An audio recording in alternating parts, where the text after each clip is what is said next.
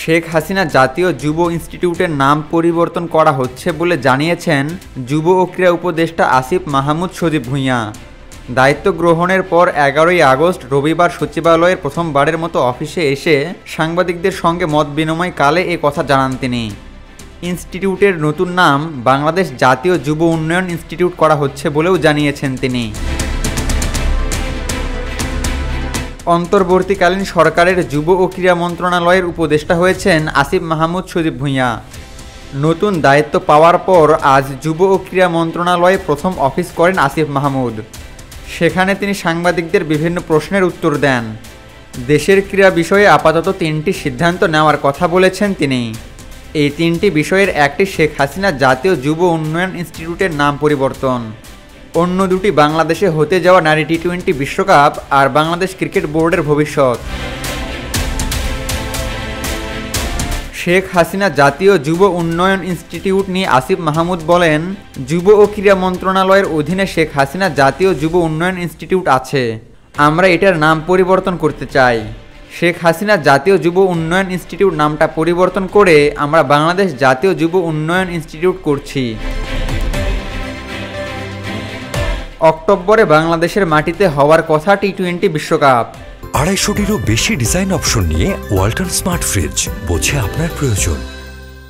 তবে বৈষম্য বিরোধী আন্দোলনের সময় বাংলাদেশের অস্থিতিশীল পরিস্থিতি দেখে আইসিসি বিকল্প ভেন্যুর সিদ্ধান্ত নিয়েও ভাবনা চিন্তা করছে। চূড়ান্ত সিদ্ধান্ত না নিলেও বাংলাদেশের পরিস্থিতির উপর নিয়মিত নজর রাখছে ক্রিকেটের অভিভাবক সংস্থা। আসিফ মাহমুদও তাই ব্যাপারটি নিয়ে চিন্তিত।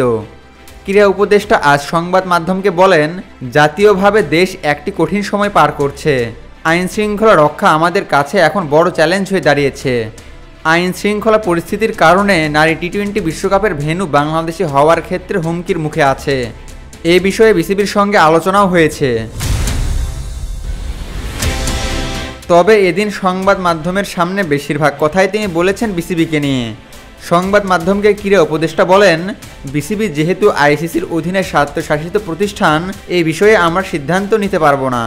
বিসিবির পরিচালক যারা আছেন তাদের পরামর্শ দিয়েছি। তারা এই ব্যাপারে আইসিসির আইনি কাঠামোর মধ্য থেকে কিভাবে বিষয়টির সমাধান করা যায় এবং অন্তর্বর্তী সময়ের মধ্যে কাউকে নিয়োগ করা যায় কি না, তারা সে বিষয়ে পরে আমাদের রিপোর্ট দেবেন এবং এ বিষয়ে প্রক্রিয়াটা চালু রাখব। এই 3টি সিদ্ধান্ত বা প্রক্রিয়া যাই বলেন আপনাদের জানাতে পেরেছি। এদিকে নতুন উপদেষ্টাকে অভিনন্দন জানিয়েছে বাফুফেও। এক বিবৃতিতে অন্তর্বর্তীকালীন সরকারের যুব ও ক্রীড়া মন্ত্রণালয়ের উপদেষ্টা হিসেবে আসিফ মাহমুদের সাফল্য কামনার কথা জানায় বাফুফে। সেই সঙ্গে ফেডারেশনের পক্ষ থেকে শুভকামনাও জানানো হয়েছে। আবু তালহা, অনফিল্ড।